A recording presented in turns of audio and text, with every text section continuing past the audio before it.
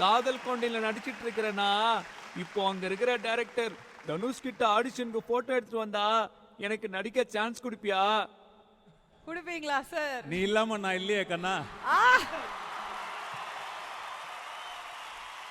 எனக்கு இங்க நடிக்கவே ரொம்ப பதட்டமா இருக்கு. இப்போதான் நடிக்க தொடங்குறேன். என்னெல்லாம் ரசிப்பாங்களா?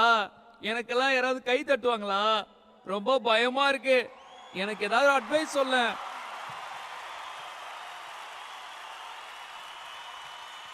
உற்றாத தம்பி, உற்றாத. அடுத்து வர 50 வருஷம் அப்படியே நின்னு பேசும். உற்றாத. இந்த சாவ பந்தய அடிக்கிற சாவ.